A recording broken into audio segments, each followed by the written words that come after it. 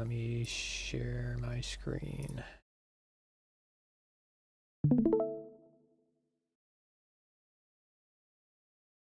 So let me know when you can see the slides. Eyes on the slides. Alright, so welcome to your first lesson to your Zero to Hero program. This is phase 1. We're going to be, in this phase, you're going to be learning just how to manipulate your helicopter to the best of your ability. Once you are capable enough to do that, we'll go into phase 2 and 3, which goes more into tactics, survival training, and combat. Lesson 1, it's just getting started. So we're going to go over a couple of basic stuff, try to get the boring stuff out of the way, then we'll, the quicker we can get through this, the quicker we can go do some actual flying. So today we're going to be doing hovering, like I told you before. The goal today is to get you to do a 360 pedal turn inside of a helipad. That's our goal for today. Hovering is the hardest part of flying, so I don't expect you to get it like day one, but considering you do have a past experience, we might get lucky. Maybe you're better than what you lead on to. So first things first, what do you think is the responsibility of being a pilot in command?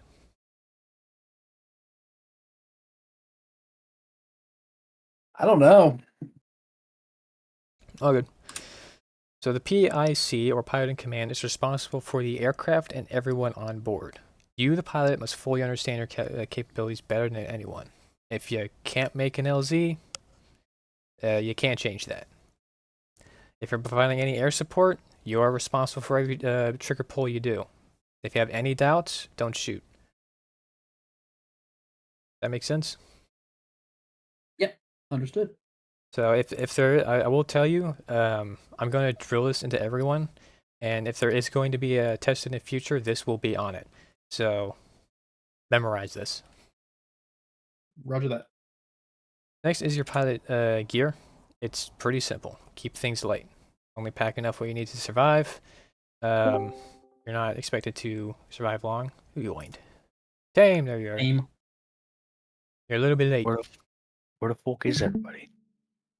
Don't What know. I'm wondering. I think we're only missing Tiki, who is stuff. So if he misses it, he misses it. Oh well. To catch you up on the speed tame, this is phase 1 of Zero to Hero. We're going over just the boring stuff first. The quicker we can get through this, the quicker we can go out flying. The first question I'm going to ask you is, what do you think the responsibilities of a pilot in command is? Pilot in command? Yes. Like of an individual aircraft or a squadron? Individual aircraft. Well, overall, everybody in the crew has what they have. They're there. Helicopter maintenance. The helicopter's full. It's supplied with ammo. All the lights work. The propellers turn on.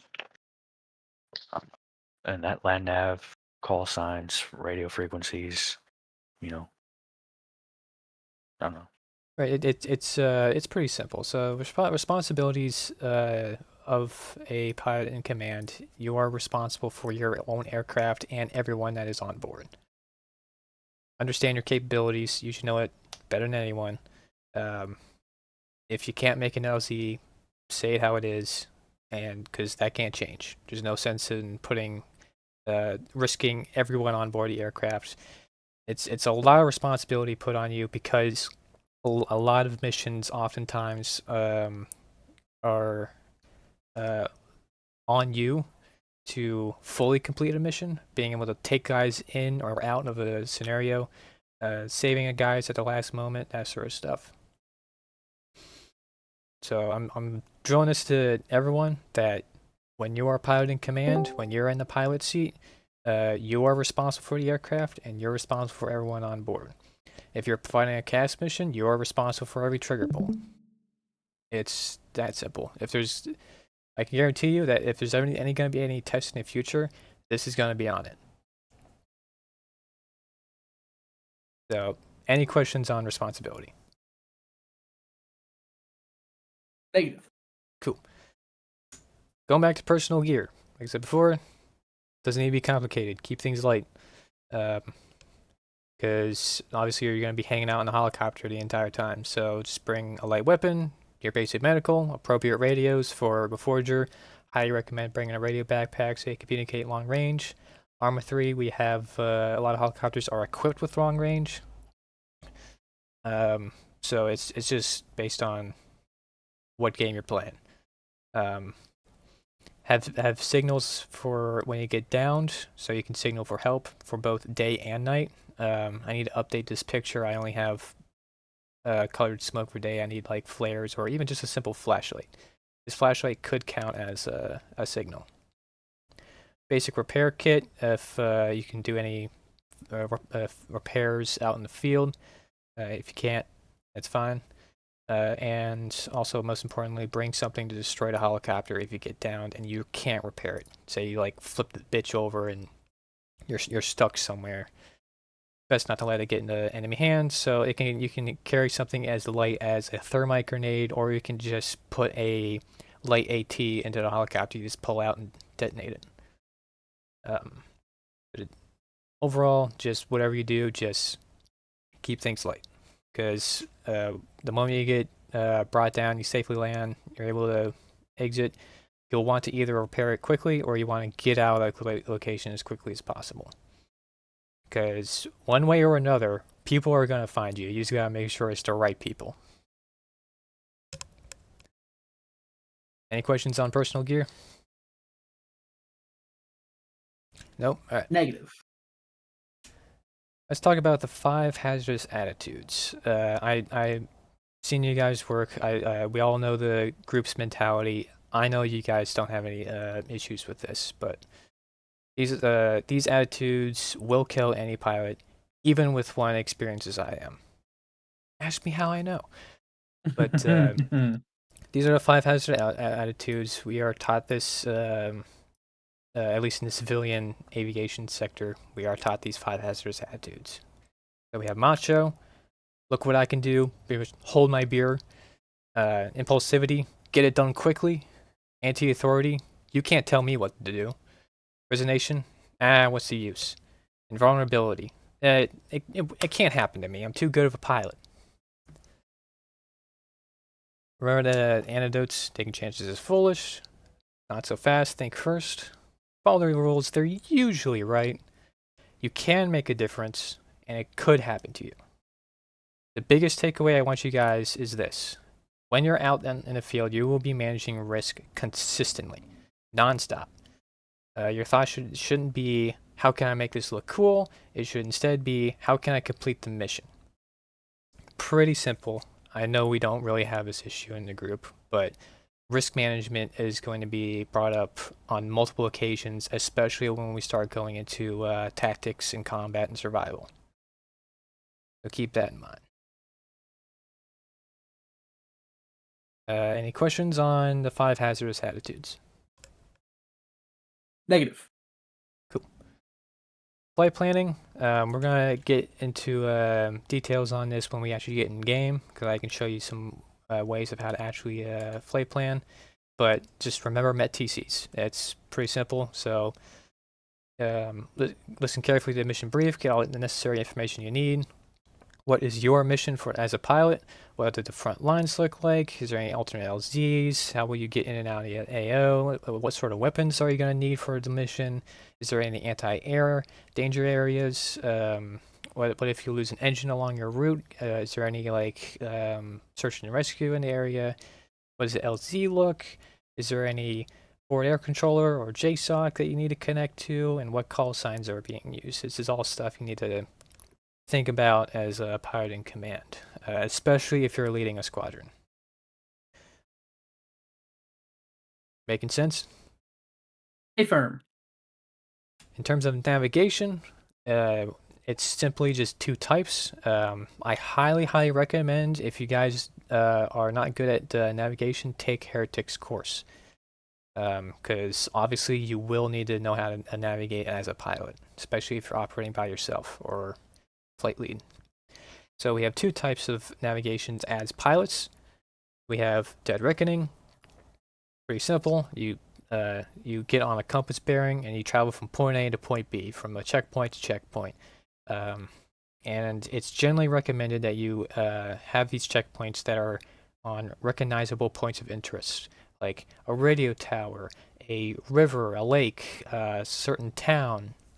These sort of things that are easily visually identifiable. This can assure that, yes, I am in the right spot. I haven't gone off course. I haven't overshot it, undershot it, whatever. And for those really long distances where you don't really have those terrain features, you can get into really advanced stuff that I don't really expect you to really know, but it is here. You can calculate time over distance and ground speed. So you just divide distance and ground speed. That'll give you time in hours. Now, we're not traveling insane distances here, but this can help you when there's a very flat terrain or you need to figure out which exact ridge line you need to go to. Important thing with this is it needs to be planned before takeoff, because you're going to be very focused on the actual flying of it. What you will be using a lot, and what I use a lot, is what's called pilotage. This is where you follow terrain features, rivers, roads, and power lines to a known position. Pretty easy form of navigation, and you can rapidly plan out on the field. Like if you have GPS, you can draw it on lines on the map, easily follow it. And I'll show you in game how I mark stuff on the map for navigation. It's pretty easy. Nothing you have to worry about. But again, highly recommend taking Heretics course. Know how to utilize navigating on the ground. It'll make learning how to navigate in the air much easier. Because if you get lost, what do you think is the best action if you get lost while flying? Any ideas? Negative. That's a very good question. It's actually pretty simple. All you have to do is, so long as you know you're in a safe location, just circle an area and just climb up high, and that way you can get a vast. You can see very, very far, and you can figure out much easier time seeing points of interest. Does that make sense? Yep. You can even, if that's not an option, you can even radio up friendly units on the ground and be like, "Hey, do you hear me? And if you do, what direction do you hear me from?" That way you can see, okay, Bravo is at this village. They hear me south west, and Echo is up on this mountain, and they're hearing me from the south. So I must be somewhere in this area. That's another technique you can use. Right. No questions on navigation? Negative. All right. Basic parts of a helicopter. I know all this is pretty like, yeah, no shit, pitch, yaw, and roll, but surprisingly not a lot of people know about it. So this is just so we don't have any confusion when I talk about the cyclic or collective. Basically, the cyclic will control your pitch and roll. Pretty simple. The collective, think of it as it collectively changes the pitch of the blades as you pull them up, giving you equal lift, and as you pull up, you get more lift. And now it basically controls your up and down. And your foot pedals will control your yaw. Pretty simple. If you're using any controllers or outside the peripherals, remember to check your controls before you go on mission. Do get up in a little bit of a hover, test your controls, make sure you're all set and good to go. You don't want to immediately take off and figure out, oh, my roll isn't working. Uh-oh, that's a pull in my way. So that's pretty simple. Yeah, full speed on the highway with no brakes. Yep, exactly. So I assume no questions on this. This is pretty simple. Don't be. I should buy the HOTAS. So you don't have to. I fly with just keyboard and mouse. I do have track IR, and I do use foot pedals. None of it, I really say, is required. Only thing I care is your controls have precision. You can get that out of the mouse, but you lose the ability to look around, hence why I use track IR. So I always say, if you're going to purchase something for flying, get track IR. It'll be a life saver. But keyboard and mouse is absolutely, especially for standard flight models, is perfectly fine. Alright, so forces at play. How do aircraft actually fly? At any given time, an aircraft has 4 forces acting on it. Simply, we have the weight of the aircraft that's being pulled down by gravity. This is counteracted by lift. I'll explain how lift is generated in a moment. Go forward, we have thrust generated by whatever engines we use, and that is countered by the drag of the air itself. The only time all these 4 forces are equal is in straight and level unaccelerated flight. Making sense? Yep. So you might be looking at this and be like, what in the fuck am I looking at there? Now, I'm curious if any of you know what this graph actually represents. I think I do. Which figure? Top right. Yeah, top right. Oh. Like what aircraft? This graph up here. Do you know what this is? Yeah. What is it? It's basic wing. Right. Do you know what all this jumble means? Mm-hmm. So what's angle of attack? So your AOA is where your horizon is. So like basically I can't point at the horizon and be straight and level. Maybe I have to go up 5 degrees for my FPV, flight path vector, to be level and maintain altitude. Yeah, that's a good way to look at it. So so what we're looking at, the shape in black here is called a airfoil. If you look down down a wing, you'll see this exact shape. Our blades on a helicopter is a wing.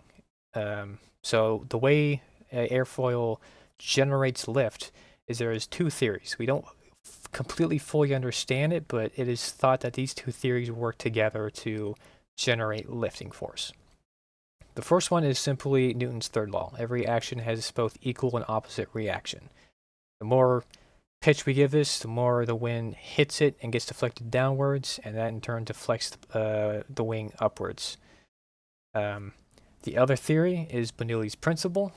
As air flows over it, one side has to travel faster than the other, creating a pressure difference above and below it. If I remember correctly, which I tend to get these reversed, but high pressure is generated below, low pressure is above it. High pressure wants to go to low pressure, so we get an upwards force. One doesn't fully explain how a wing works, so it is thought that both of them work together. Because if Newton's third law was really that simple, then we wouldn't have wing stalls. We can just increase this pitch greater and greater and greater until we're practically perpendicular to it. Bernoulli's also doesn't fully explain it, because otherwise we can just it doesn't quite explain how helicopters have this downdraft being pushed down. So we have this chord line, and that's from tip to stern, the line that's being put out, and that's the wing. And the angle of the relative wind is your angle of attack. The greater this angle of attack, the more lift it gets generated. Now, there is such thing as what's known as the critical angle of attack, which is the angle at which a wing stalls, which is about 20 degrees. I'm not 100% certain if it's like across all wings, because some wing designs have different angle of attacks, but it's about 20 degrees on most aircraft, from what I understand. And basically, it is a misconception that a wing has to be slow in order to stall. A wing can stall at any speeds. It is really your angle of attack that matters, because what's happening is airflow is being separated at the top here, so we lose that low pressure system and we no longer have lift, and hence we fall out the sky. So big thing I want you to take away from here is your angle of attack. Remember, angle of attack is the angle between the chord line and relative wind. Greater the angle of attack, the more lift we get. Once we reach critical angle of attack, the wing will stall. Now luckily in the Arma aircraft, at least in the standard flight model, we don't have to... I pressed an F button, I don't know what happened. But yeah, unless you're flying the advanced flight model in Arma 3, you don't have to worry about like retreating blade stall, vortex ring state, and that sort of stuff.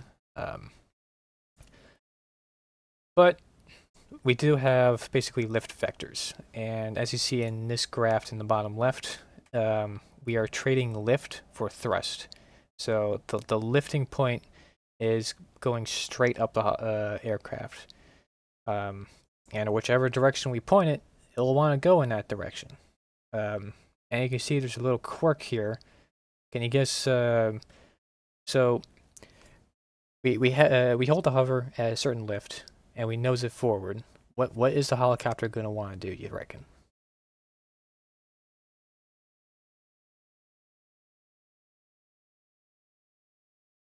It's going to want to go forward, right? Flip over. Yeah, forward to then flip over, basically. Not quite. If we just keep it at this angle, it'll want to go forward. But what happens to our lift? Does your lift decrease? It does decrease. So what do we have to do when we start giving ourselves thrust? Tilt back to go up. We could, but what if we want to keep going forward?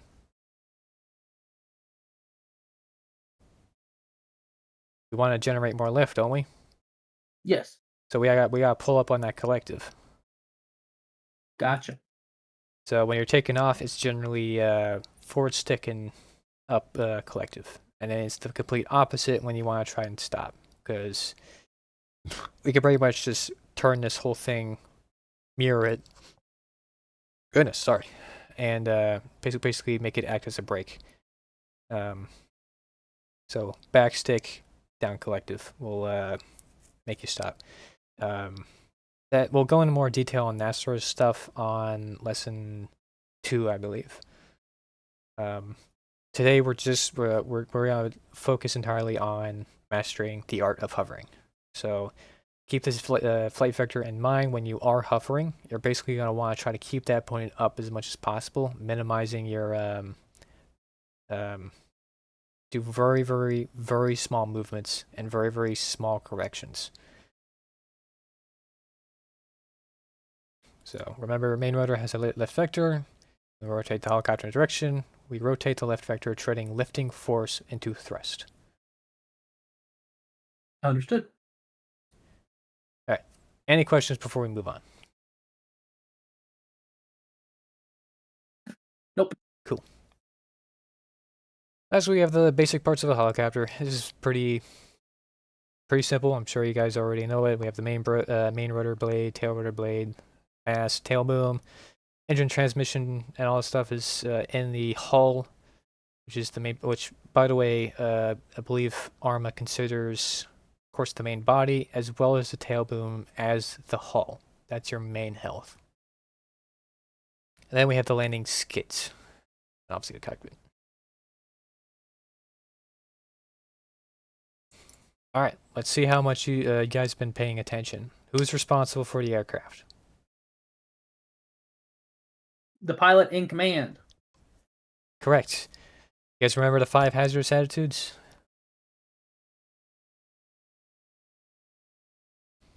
Not individually. What's the main Let's see. takeaway for the hazardous Ego? attitudes? Yeah, ego. Don't tell me what to do. What's the use? The show off. Mhm. Impulsive. That's Yeah, that's basically it. So we have macho, impulsivity, anti-authority, resignation, and vulnerability. Won't happen to me. Yeah. Yep. So the main takeaway is managing risk. That's the main takeaway I want you guys to take away from that. What is the difference between dead reckoning and pilotage?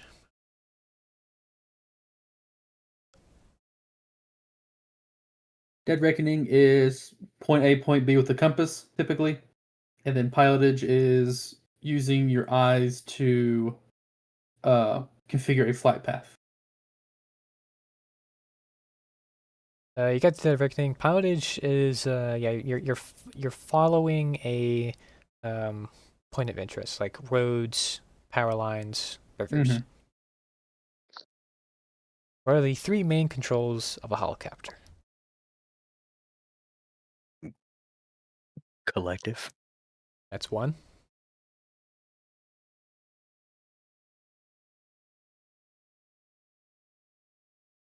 Come on, help each other out. Your foot pedals and your cyclic. Correct. Yeah, cyclic, collective, foot pedals. Nice. What are the four forces being acted on the aircraft? Drag. You have drag, Lift. lift.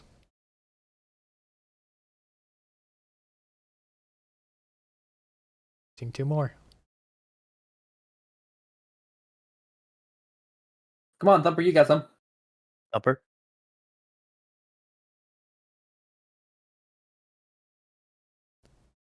What do engines produce? Thrust. Thrust. And what else?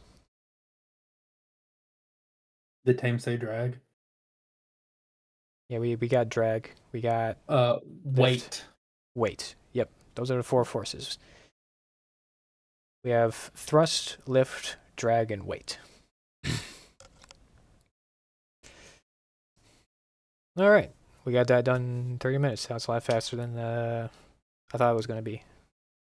Woo! All right, so we're going to hop in game. I'll show you guys how to what sort of stuff you can do to mark on your map to help navigation. I will see you in the Arma 3 server, and we Arma can 3? just Arma 3 Yeah. server, and we will just stay on Discord. Gotcha. I gotta grab a sweater. It's freezing in my place. Do it up. I should have put on my flight suit for this. Yeah, you have an actual flight suit? Yeah, it's just like one of the.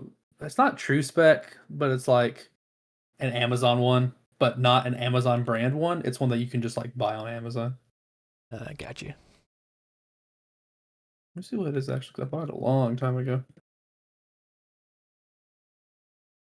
Yeah, true spec men's basic flight suit in green. I gotta go, guys. See ya. Thank you, that Bye, guy. Thumper. Anytime. See you.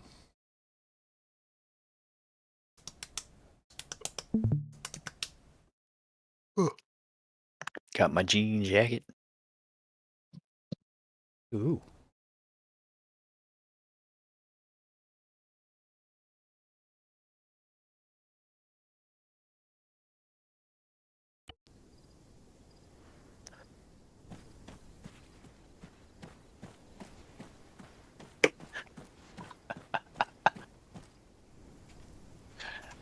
I just saw this picture of a SAS guy in Afghanistan dressed like a fucking cowboy.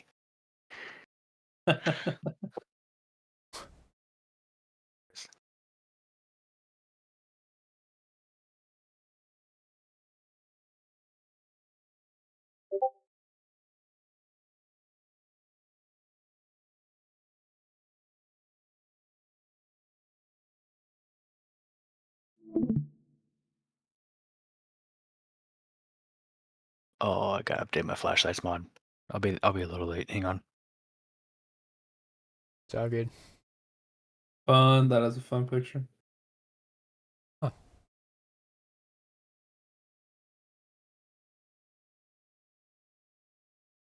You got that tactical riz.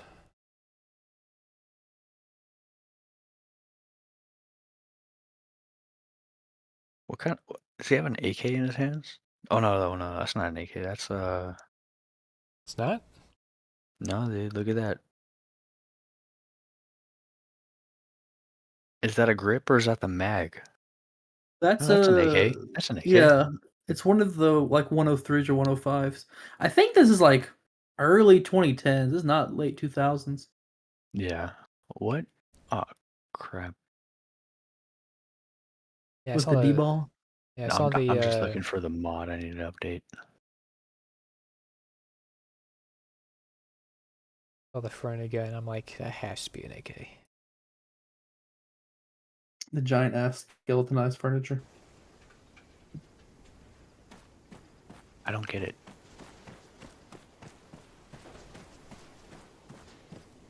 Air squadron member. There we go.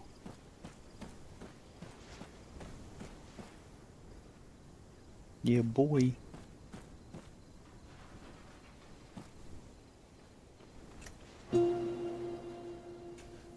There we go. My radio's working again. All right. The password to this.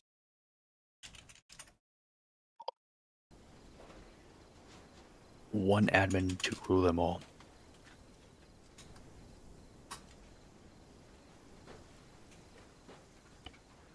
All right. And while you're coming in, I'll set up the training. Yeah, I just bear with me. I gotta load back in and try to join the server again just so I can see what the mod has to repairs because I immediately forgot it. I closed like the actual Arma game, went back to the launcher, and I was like, oh crap, which one was it?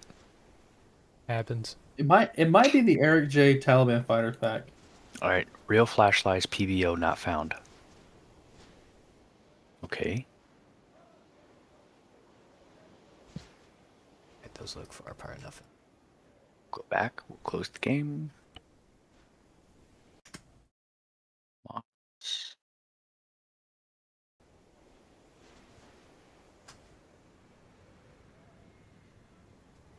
Was there a mod update recently?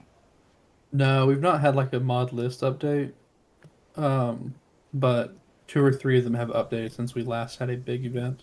Yeah, because I don't even have real flashlights in my mod list, or my mod pack, I should say. Try the I'm trying to think which one's updated recently. I'm just gonna look it up through Steam. Yeah. Try the Eric J. Taliban fighter pack too. J helicopter pack. We're not using helicopter pack, are we? No, but it's the yeah, real flashlights are in there. Real flashlights and the Eric J. Taliban Oh fighters yeah. pack. Okay. Both You of know those what? updated. It's because I wasn't on the mod pack. I switch it because when I play without you guys, I add back in the Eric J. Mm-hmm. I have the Korengal map, RHS Editions, the Task Force 47 bird. That's a good bird. Yep. You know what I'm talking about. Oh yeah. Also better cast environment. That's a good one too. And then there's this one mod, and it gives you like really good Blue Force trackers, and like actual ATACs. But one of them has a tablet where you can like link into helmets, pilot feeds, you know what I mean, plane cams, stuff like that, and like it'll give you detailed battle space pictures. This is cool. Laser But that- effect designators. Yeah, that's more useful when you have like minimum 50 players in the server. Yeah. 3D compass for TGP gunner cam. Oh, that is cool. Some Karma Cut gameplay. Yeah. I was part of one operation I flew with in Arma 3, and it was like a 40 plus environment. I flew for a special task force. That was What's a it fun like bit. flying with that many people? So it was I was the only helicopter pilot as the main attack force was going on convoy. Flew a I think it's called the Venom, like the modernized Huey Huey? that the Marine Corps Yeah. uses. So yeah, I was, UH-1Y. yeah, I was flying that one. Citadel at a special forces group. I forget what their exact mission was. I think it was like assassination. But yeah, just hearing background radio of the main fight going on, and the only other, like 2 other pilots had jets, like A-10s. Mm-hmm. And near the end of the mission, I did get a chance to provide some close air support for that unit. Fun. We'll get there one of these days. Yeah, I was part of the 75th group, and because I was like, oh, they have Arma 3 too, but no, they were strictly Reforger, and the games were fun, you know. And we'd hop into a server, 100 people. We'd organize by regiment or by battalion. You know, some good times. Just RHS and Reforger crashes a lot. I'm surprised we got as many crashes last night as we did. It was bad. It was so bad. So I would crash like 1 out of 3 times when I would try to take control of an AI player. It's crazy. And so what it would be is I'd right click on an AI player, say take control, and then it wouldn't put me into that player. And then if I try to go back to my normal player, then it would be game crashed. Interesting. Very strange. Let's see a group at the flight line, and we'll go over flight planning. What platforms Understood. are we flying? We'll be flying. I already have everything set up. Do you know about the login system? What do you mean? So there's a if you scroll wheel on this tablet that says "Do not forget sign in and out here." If you log in for flight training, that will give you the ability to. It's basically used for emergency practice, but it also has stuff to repair, refuel, and rearm your aircraft. Ah. So. Oh, there they are, way over there. Log in for flight training. So let's quickly that's cool.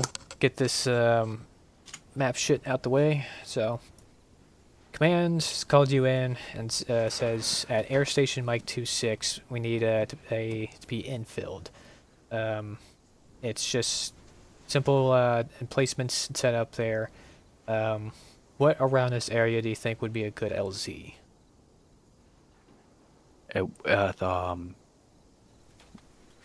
Say that again. Where are we going?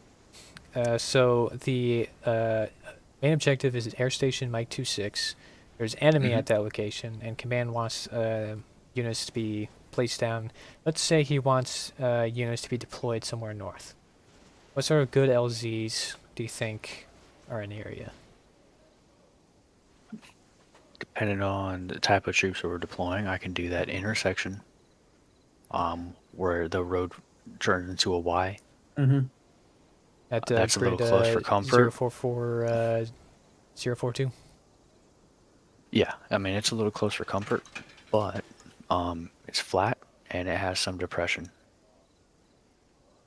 All right. What sort of And then alternates? if we're looking for like security, then I'd go way north to 052, 050. 2-050. Mm-hmm. All right. Because most of the area is, slopes greater than 5 degrees in the vicinity.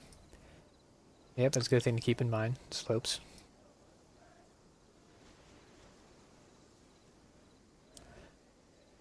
So yeah, those definitely aren't bad options. So, Hill 224. assuming there's like, let's say weapon emplacements, basic infantry at Air Station Mike 26, yeah, it might be a bit of high risk to put them at the intersection. LZs that I like to look for is stuff that would place them behind defilade. So this mountain ridge up here, somewhere along these ridges. Like kill 198 here might be a good spot. It's relatively flat, and if we really wanted to, we could place multiple aircraft on there. If there's stuff like AA, then yeah, definitely like go way out, like a kilometer at least, to where we land at these towers at 052, 050. So yeah, it's definitely like, mission dependent. It all goes back into like gathering up that information. Um, what areas do the commander want units to be, and what's the front lines looking, that sort of stuff. Is there any AA, that sort of stuff. This will all dictate where you'll land, and of course, obviously, we have map features which won't always give you accurate information, but it's a good starting off point. We'll definitely go in more greater detail of finding out LZs and how to get into them at a later date. So for right now, let's say that this position, which I'll mark in blue, commander points to the map and says, I want to land our guys there. And obviously we're taking off at the Stratus Air Base, and from that point to that point, how would we go about making a flight plan? How would you plan out a route? Well, it depends. Are there any threats? Is this a permissive environment? Very good question. So let's say no, then straight to. If yes, do we know where the threats are? And then I can just do terrain hugging. So between that point and us is a mountain ridge, and if the threats are on the tip top of the mountain ridge, then I can swing it wide and go around, or I can hug the opposite side and stay low in the valley and follow the road all the way up. Yep, very good. I would do the exact same thing, utilizing that pilotage. So like you said, using this ridge line, it's very easy and visible terrain obstacle you can follow to your LZ. So for this particular scenario, let's say the southern half of this entire island is the front lines, and the enemy is on the southern end of it. So, as you suggested, we would head up north here and enter in the LZ that way.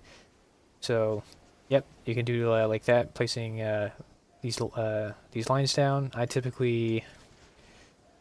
So let me show you how I do it, and you can decide whether you like it or hate it. Do your own method. It really doesn't matter so long as if you know what's on your route and you communicate that to your wingman if you're flight leading.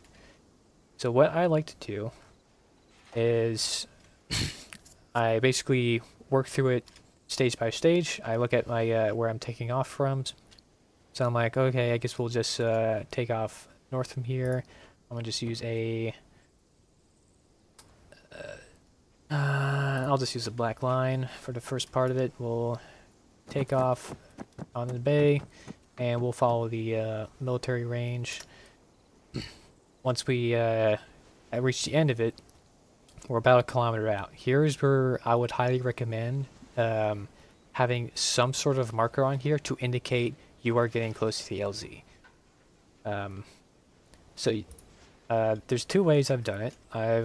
You can just change the color of your thing, so you can change it to blue, like that, or change to another visible color. I do dashes. There's 1 kilometer, go out, about here's 2 kilometers, etc. That way you can see on your map, okay, I'm 2 kilometers out, I have about 30 seconds till I reach the LZ. And you can communicate that to your passengers. Hey, 30 minutes out. Hey, 30 seconds out, 10 seconds out, etc. And then from here, you look at what's my exfil going to look like. So sometimes it's as simple as just backtracking the way you came in, or depending on situations, you might want to choose a different route. Considering this particular situation, I would just back out and follow the same route out. It's just that simple. So let's say you are to provide close air support after you touchdown, troops are out. So you generally want to find a spot to stage yourself. So if I were to grab, let's just do green, and I'm gonna just stage myself out here at Camp Rogaine. So I'm gonna just circle this big area. Boom. That's where I'm gonna go out, circle around, wait for further orders. Now, if you have the time, now you can really get into the weeds of things. You can zoom in on this map, and we want to look for obstacles that might be in our way. What are some dangerous obstacles we might face if we're flying low level? Trees, power lines, radio towers. antennas. Yeah. Yep, all these are very bad stuff to hit. Trees, you don't really have to Power mark. lines, dude. Power lines is going to be the big one. So what I like to do is I go to the exclamation mark, place it red, and not seeing any of this map. What's this say right here are wires. Boom. So now as you are looking at your GPS following this, you can see, oh, wires up ahead. I better keep an eye out, fly over the pylons. Stand by, there's a bug on my wall. Bug has been eliminated. Is that a cock and a shoot? Just do a desk pop. I just thwacked it with my thwacker. Oh, dude, there's an LZ on the map.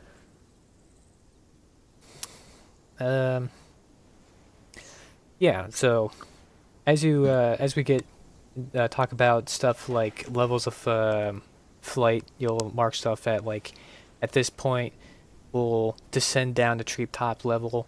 At this point, we'll climb back up to a safer altitude. And yeah, it's this is everything here is exactly what I meant by risk management. What is the best route we can take with minimum amount of risk? And sometimes you just don't really know. So just at that point, just pick a route that is easy to follow, and be prepared to have alternates. So think of so once you have this all planned, we want to look at alternate LZs, talk to the commander. Hey, is this good? Is this good? Think about what locations you might want to ditch if you get shot at with missiles. Obviously, there's a lot of things to consider. This all comes through experience. The more you do this.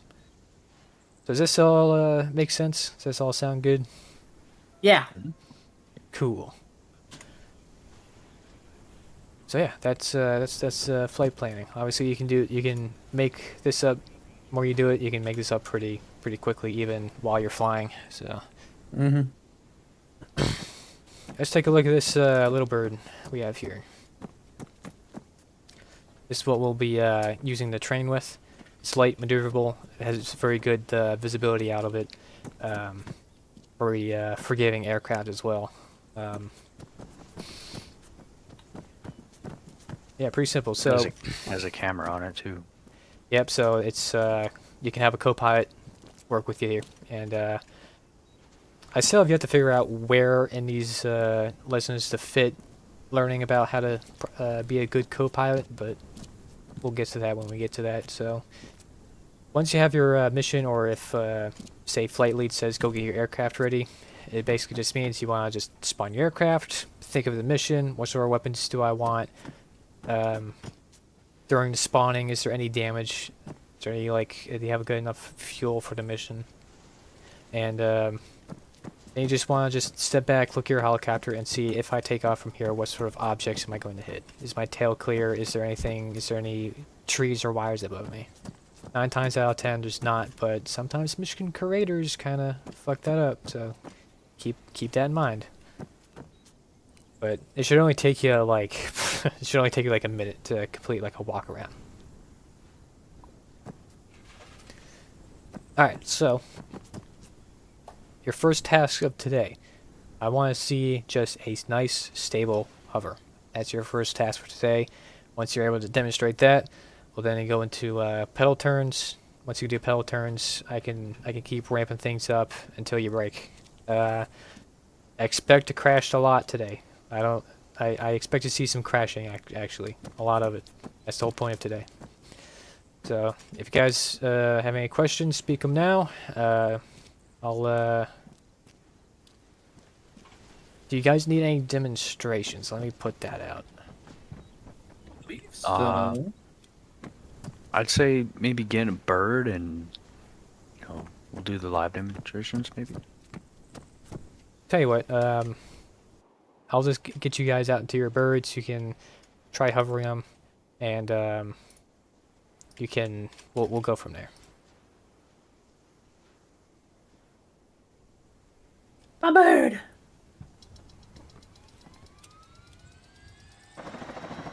First point I'll give you, a safe hovering altitude is 3 to 5 feet. Converted over to meters, that's about 1 to 2 meters. Understood.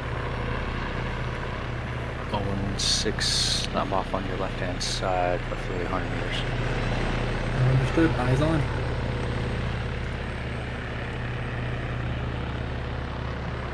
Whenever you're ready, you can be lift to safe hover altitude, and we're just looking for a stable hover. I don't care if you drift out of the circle or not.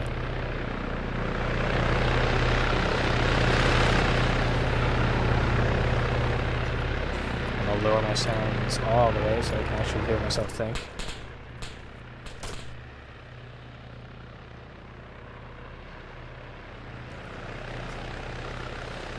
Looking good. Tame, you're a bit high. That's about like 10 feet.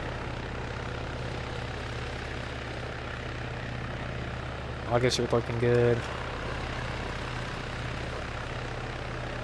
Dude, this turbulence is crazy. We have to tone this down. I keep forgetting that we have turbulence on this.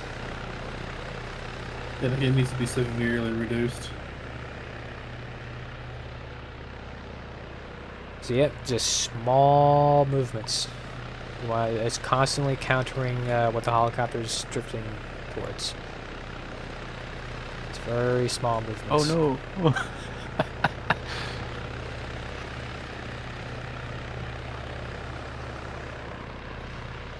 Also, look outside your aircraft. Do not look at your instruments. Yep. Particularly, you want to look out on the horizon, something that's very far away. That will basically, you want to visually tell what the helicopter's doing. Oh, that makes sense. Yeah, I've got my monitor aimed at the horizon, so I use that for reference with these boards, with these platforms.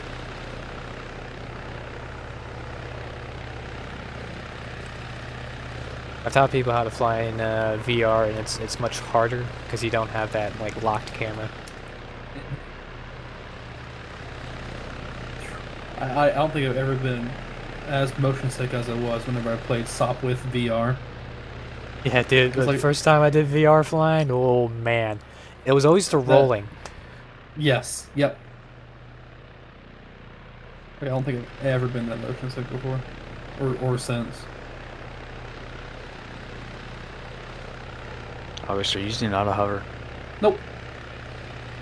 The whole point is to improve, and I'm not using talented auto-hover. fingers. I see, huh? I'm using the mouse. Ah, yeah. The mouse will give you your precision. Yep, the precision is why I changed the controls. Oh, also a small little change I do in the mouse controls is if you Tame, I would recommend doing this. August, I know you have your preferences, but I would recommend to sit down, go to your configure controls, helicopter controls, and change the mouse left and right from left and right turn to cyclic left and right. That'll change I don't like how I yaw. I want to lean. Yeah, so that'll change it how where instead of mousing left and right will yaw it, it'll roll it just like a cyclic. Interesting. It'll the only downside is you're forced to use keyboard and mouse to yaw left and right, but And then your yaw is like looking left, looking right, like this? yep. Oh, interesting. I've not even thought about doing that before. That was weird.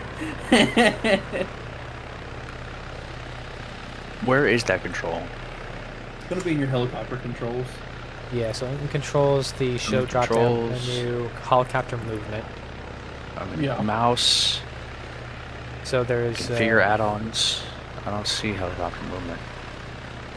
So it Or should is be that a configure base helicopter movement.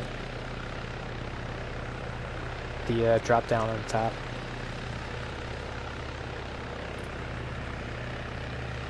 ah?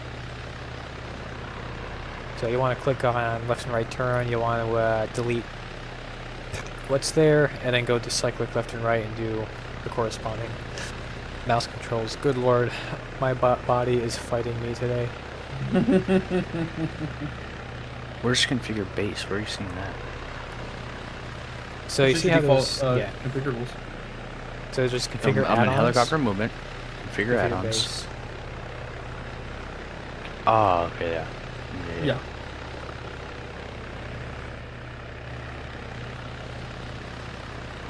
So one thing they definitely improved in Reforgers, making the control simpler and more comprehensive. More comprehensive and simpler is incredible for Reforger.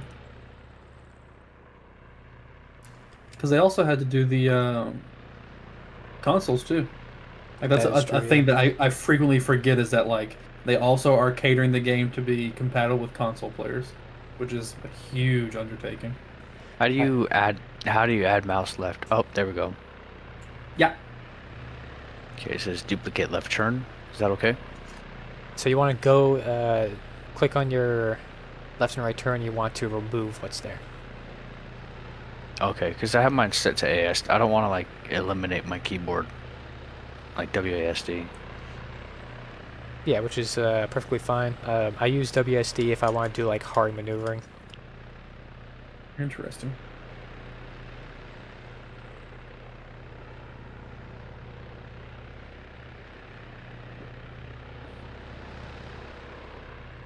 I believe it's lesson 3. We do advanced. I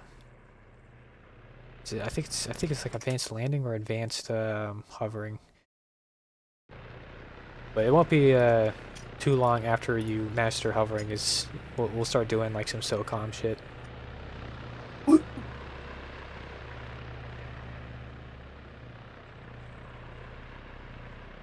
I don't think I did the right one. You might not have. I'm still churning. What the hell? Alright, hang on, let me figure this out. I don't fly with my mouse mainly. Only if it's like long distance straight path, then I'll use my mouse. Most of the time I'm WASD. Cause I changed cyclic left to it Where's and the it mine real didn't quick? it didn't save. Oh, You hit I didn't cancel. push OK. Yeah. Yeah. Idiot. Yeah, my cyclic forward and cyclic backwards are mouse up, mouse down. My cyclic left is mouse left, and cyclic right is mouse right. Yeah, that's what I have said. Nice. That's what it is in you know, I say this all the time, but like that's what it is in Battlefield. Like your defaults. Yeah, I always have people Okay, yeah, change there we it to go. this because you get so much more precision in hovering. The amount of precision is crucial for helicopter stuff, especially like non-combat helicopter stuff. You're going to be hovering a lot. Yes. Yep. Okay, here we go. Doing it live. You might like it. No, yeah, it's nice. It's nice. It's a lot easier. Yeah. I'm just a little untalented. I wonder how Moose has his controls. I would not be surprised if Moose has his controls on default or something. Alright, I see you've pretty much got hovering down pretty well. I'm going to give you your next challenge here. You ready? Ready? So, you know what I mean by when I tell you to do a pedal turn? Yeah? Yep, like that. So what I want you to do, so you can see Oh boy, here we go. you're currently facing east right now. So what I Yep. want you to do is stay inside that circle. I don't care if your tail goes out of it. I don't care if your main rotor goes out of it, but your main hull has to remain inside the circle. Understand? Yep. I'll have you do that for a little bit. And Tame, you're looking pretty. Turn all the way around.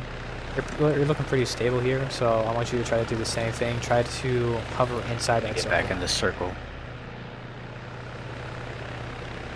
And yeah, I was gonna have you do that next. August is do pedal turns, so we'll do 90-degree pedal turns. So going from east, try facing north along the runway. Dude, this is touchy sensitive. Oh my gosh. It's Yep. pretty sensitive, isn't it? Yeah. Very small movements. I've never flown like just mouse. Alright, August is going to face west out at sea. You went out the circle. Get back in there. Yep. So what one of my real flight instructors told me, if you're moving a cyclic, you're moving it too much. Because really it's all just, real life pilots even just fly with just fingertips. There's little small pressure movements in a direction you want to go in. It doesn't take Yep. much tilt to, Alright, August, face south down runway.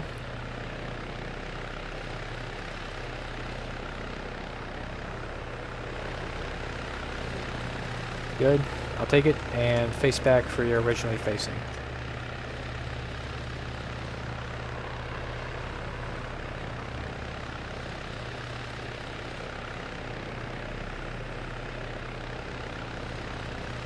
Alright. Now I want you to do that again, but in the opposite direction. I want you to do that on your own accord. Aye, sir.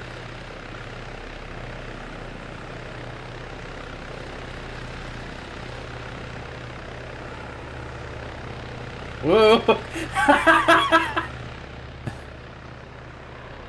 So you can see how the tail rotor pushes you out from the center. Mm-hmm. So basically what's going on here is obviously as the rotor blades spin around, it will generate torque. The engine will generate torque in the system, making the nose of the aircraft want to rotate in the opposite direction. So we'll need a way to counter that with a anti-torque rotor. That's the little small dicky-hoo in the back. And that is controlled by the pedals. So basically you're controlling yaw by controlling the amount of the torque. And the control wise, it works pretty much the same as the main rotor. It's just you're changing the pitch to control how much lift you're increasing or decreasing. Mm-hmm. And Okay. that is how you control yaw. So and with that, the tail rotor is also it's of course countering it by thrusting, of course. So what does that do to the helicopter? It pushes it off to the side. So when you rotate, you gotta counter that with a little bit of tilt. Interesting. Makes sense. It's crazy that it's like accurately represented.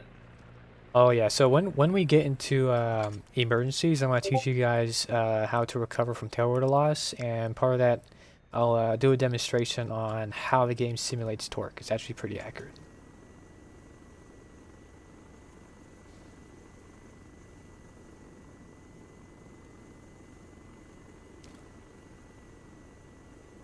There he goes.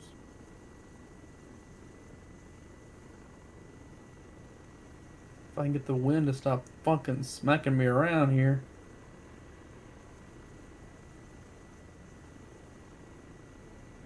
Yeah, if you think this turbulence is bad, real life is way worse.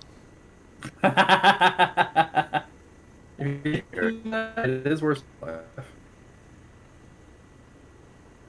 Nothing's gonna be worse than Arma.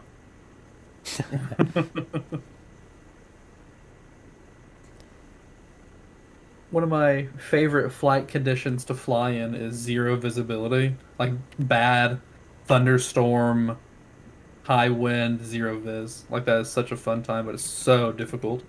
Oh yeah, it's I love doing the ILS approaches. And we will go over night operations and low visibility in phase 2. Woo!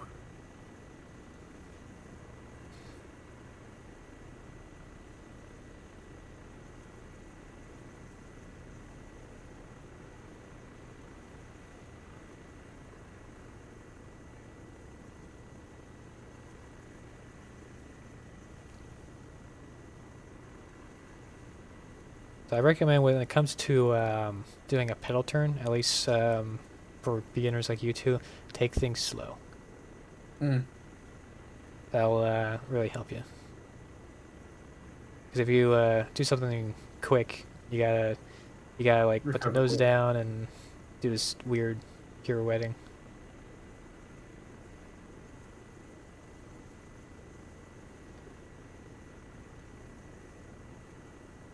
But your goal is to remain inside the circle.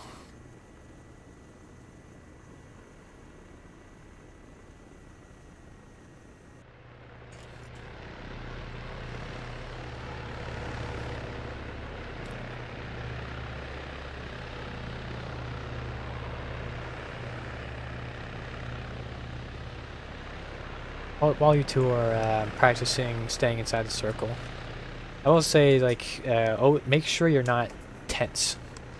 Try to stay relaxed. If you death grip your mouse while you're doing it, you're gonna have a bad time. Yep.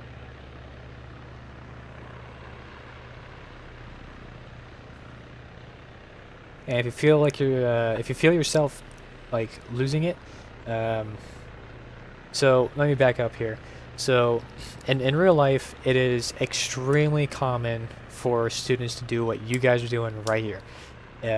You over control a little bit, you start drifting in one direction, you then over control again, start going back the other direction faster, and it gets worse and worse, and until you either crash or you just reset. But that is called pilot-induced oscillation. It's important for you guys to recognize when you guys are doing it, and when you do recognize it, level out the aircraft. Take a breather, let it drift, take a breather, then get back to it. Understood.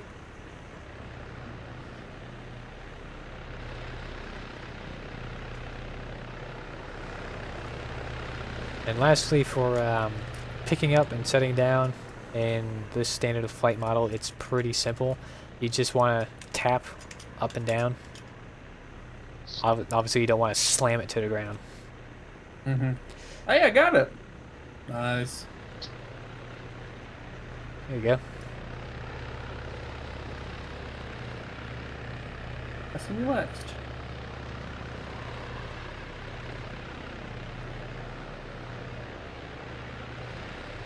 You guys are doing very good for beginners. I guess you're a bit on the low side. I recommend lifting up a little bit. Remember, 1 to 2 meters is a safe hovering altitude. You said 3 to 5. 3 to 5 35 feet. Oh, Or 1 to 2 meters. oh, my bad. I'm American. It's good.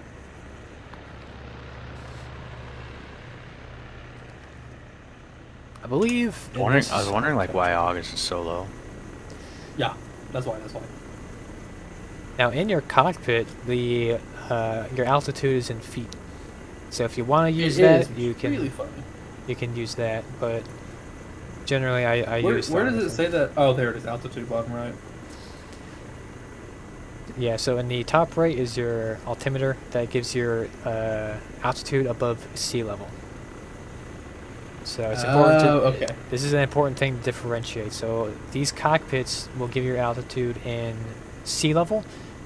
The altitude in your headset display, in the top left, that is in above ground level. Oh, is it really? It's different. Yep. That makes sense. I've definitely taken me and Mozzie and Thumper and whoever else for a swim, not paying attention to the fucking thing. Now, just below your altimeter is your radar altimeter. That gives you your feet in above ground level. Interesting. Yeah, I'm over the water right now, and it's like 10 feet, and I'm so not 10 feet over the water.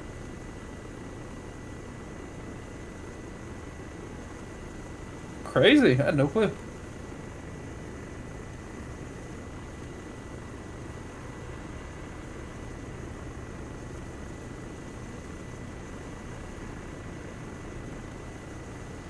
Yeah, we'll go in more detail of these cockpits further along. What's your favorite helicopter to fly in Arma? Probably the Little Bird.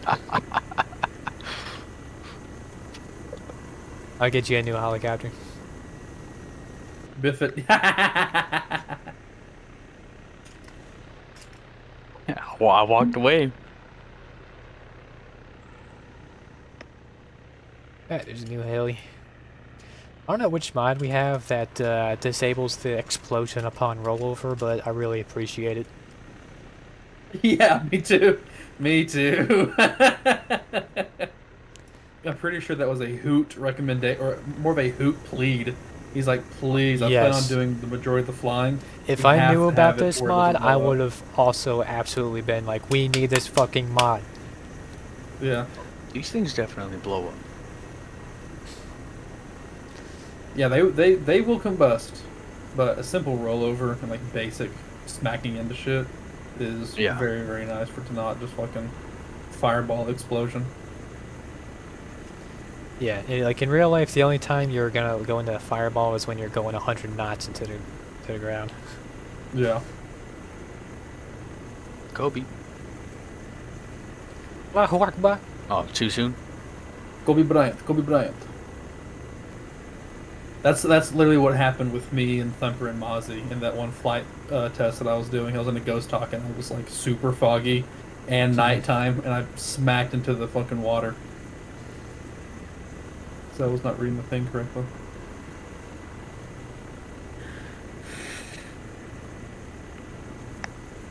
So another huge thing, I think I was gonna go over this on landings, but this is a pretty important thing for just setting it down in general, is remove all your sideways movement. It is critical you move all your sideways movement when you touch down, because what will happen if you touch down with sideways movement? All over. Dynamic rollover, yep. So now luckily Arma does support run-on landings. If you just like get a little bit of just slow forward flight and align yourself, you can just touch it down and slide it on the ground. Stay in your lane, buddy.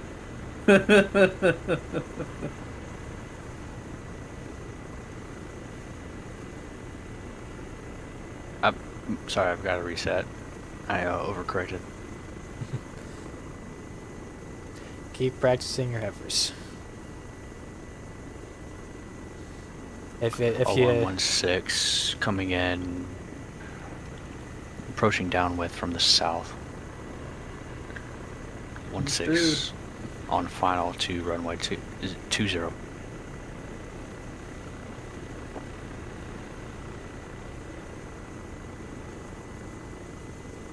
If you're landing, no side to side.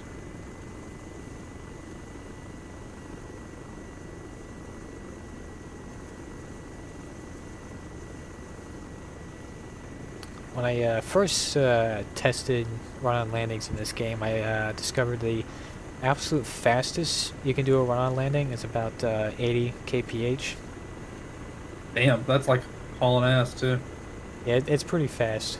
And you really gotta make sure you don't get any sideways movement, else you will get catastrophic damage. Of course, with this mod, that might no longer be the thing. It might. I don't know. We've had some pretty harsh human pilot landings, and we've been. I think it was kind of a crapshoot most times. But granted, you know, it's either me, Moose, or Tame flying. Yeah. Well, Sometimes hang on. Don't forget about Eagle slice. The 3 times the Eagle has 0116. unfortunately graced us with his Requesting you flying stay on skills. deck. Yeah, I'm staying put.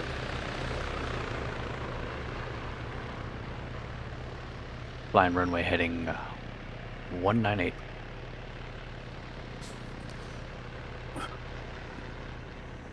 I know advanced hovering was going to be at a later time, but if you guys are able to do a 360 pedal turn, and we have a little bit more time, we can do some more advanced precision hovering.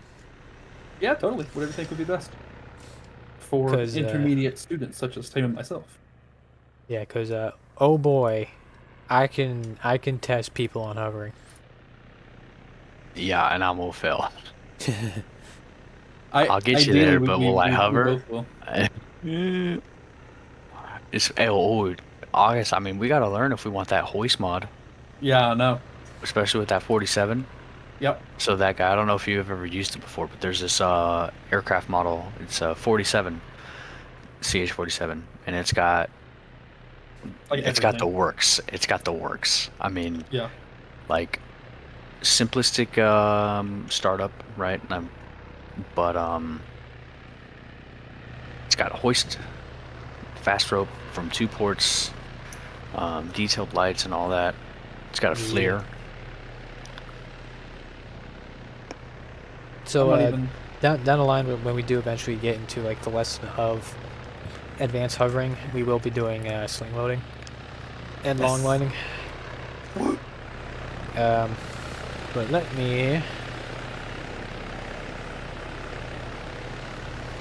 Let's see. What's a good first thing? Let's try precision landing before we get to the hangar test.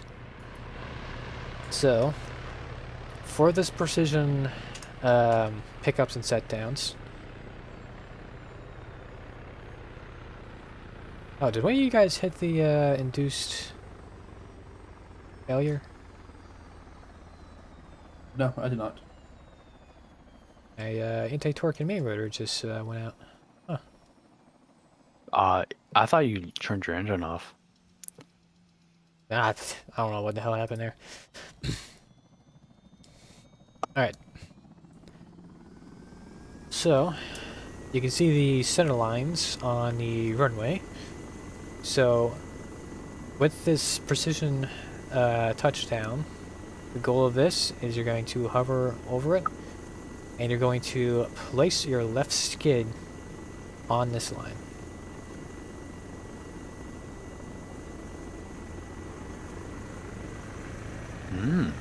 Okay. And once you're able to do that, you'll pick it up.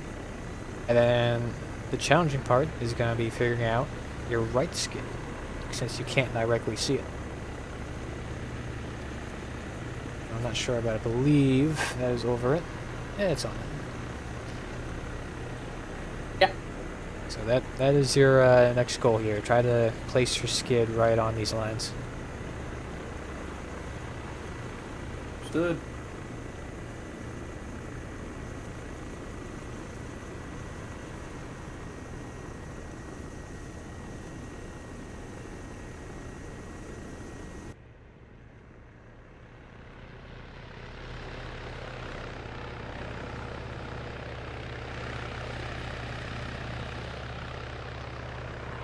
Thinking we'll probably we'll officially end the lesson around 11. If you guys want to continue, we can, but they can officially end it there.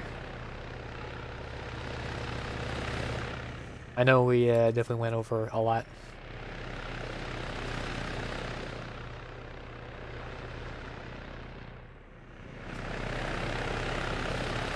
Had to guess it's probably something like this. Barely. It's on there. It's right on the edge. Nice. Alright, try your other skid. We'll go.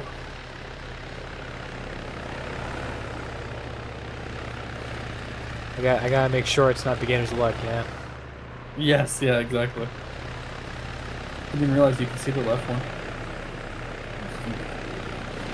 Yeah, that's where track R comes in useful. Yeah, for real. 'Cause I'm having to use left alt. Ooh, missed it, tank. You're centered directly over it when you get the skid on it. And no third person, too. You're a third-person lock, Yep. which I get, but I think we're gonna probably turn that off for vehicles.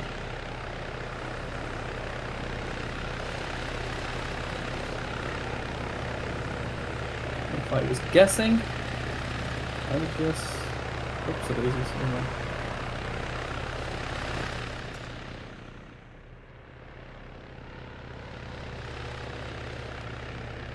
When coming into land, I always highly recommend get into a stable hover first before touching down.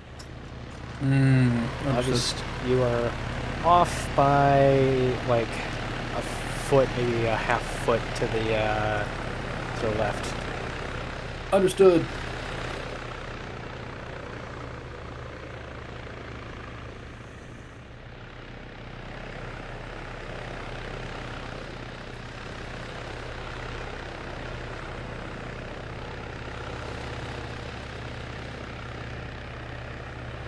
And I guess I shouldn't call this precision landing, more like precision touchdown. You guys don't necessarily have to go outbound and come back in. Gotcha. Because again, today we're focusing entirely on hovering.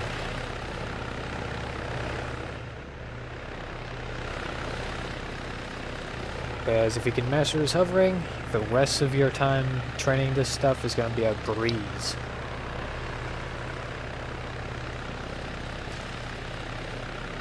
Which I'm really excited because there's some really fun stuff coming up. Oh, how'd you get hurt?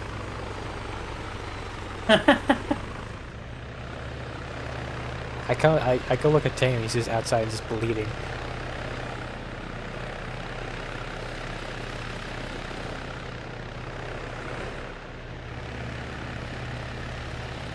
My character's not damaged, but I do see blood on the floor. Yeah, strange. I fully healed you, that's why you're not damaged. Left? Yeah, same things last time. Yep. Good work. I just gotta get that right skid. Yep. Try hard.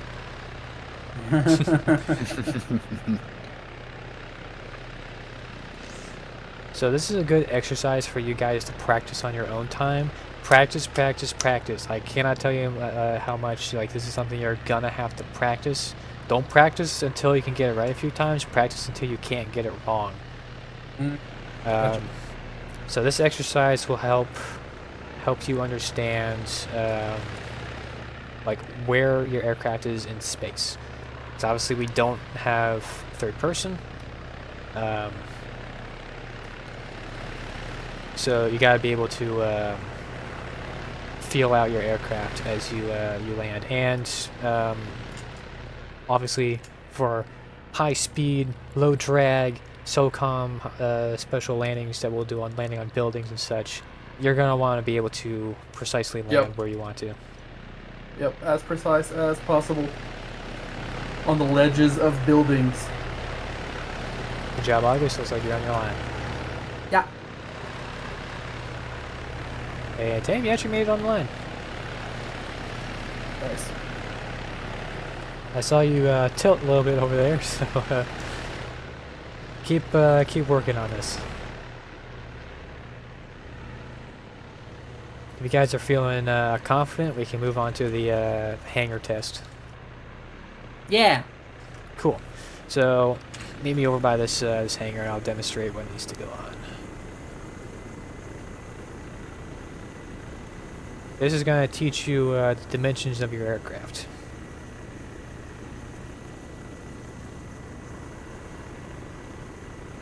This is a very I'm of the mindset that, you know, this is a video game. It doesn't cost anything to get into an aircraft, and we're not going to actually die. So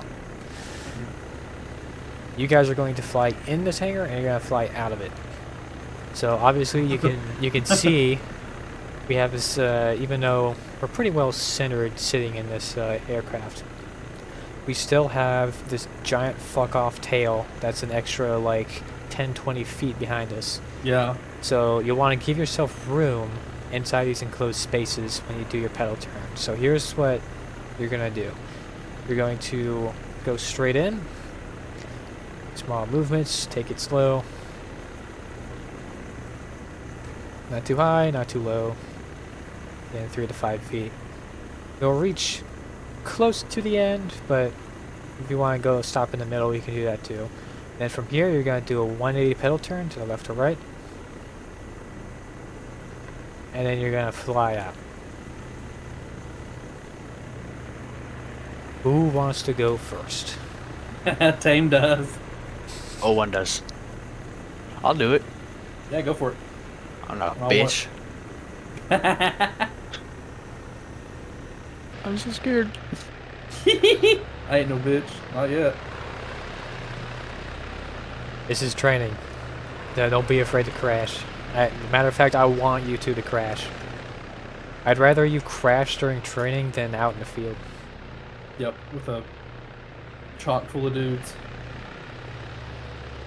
So my mentality has always been train beyond your current capabilities in a safe environment, so when you're actually out in the field, you want to stay within your capabilities. Yep. 100%. It's good practice. Yeah. Yep, make sure your tail's clear before taking off. Nice. Because when you nose down hard, your tail is going to go up really high. Yeah. That was actually less scary than I thought. Yeah, not too bad. You two are training for this a lot faster than I expected.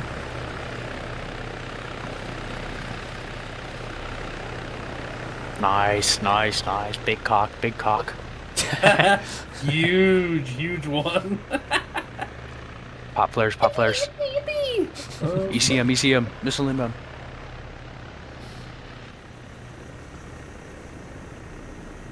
Alright, Bro. next test, let's try this. This is another one that they had me do in real life. So this yellow taxiway line, try your best to get the back of your skids touching it when you touch down. So that was way off.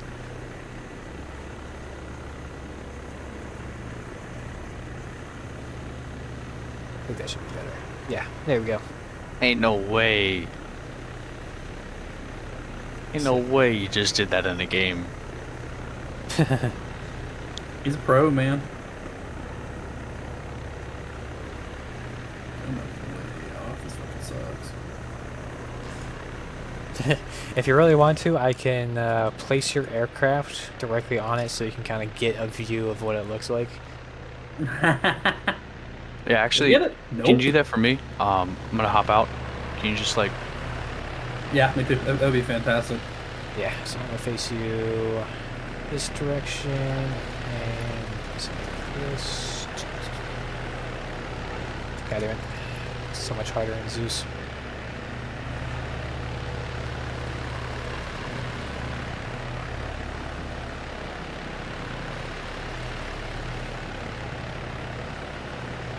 There we go. Sweet setup. And crap. you're set up. Thanks. So just on my shoulder for reference. Dude, that is crazy. Like directly behind the shoulder.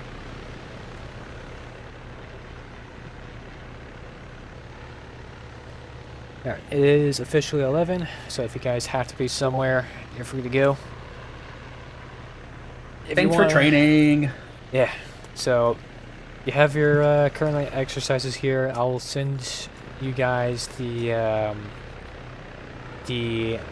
slides so you can look back on that for in case you forget anything, and if you really want to, you can look at what the other lessons will entail.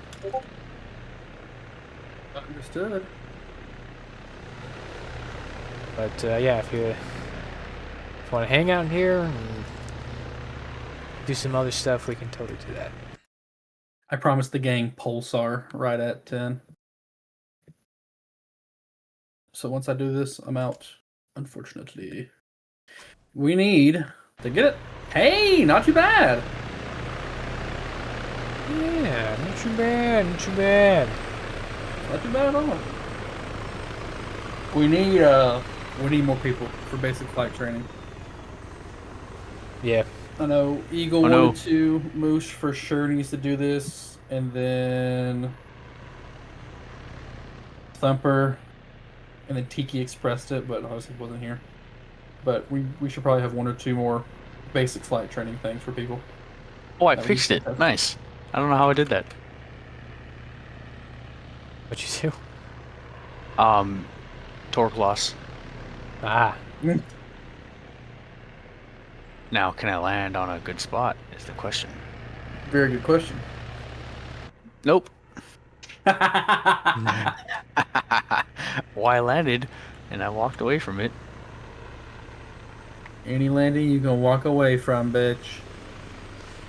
Yeah, I can't wait till we get into emergencies because that's gonna be fun.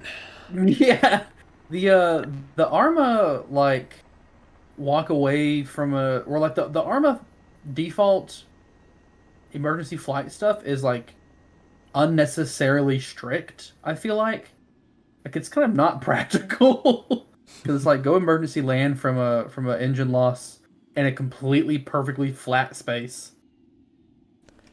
And it's like it doesn't tell you how to do it. It's just like just go do it. Like it's extremely frustrating.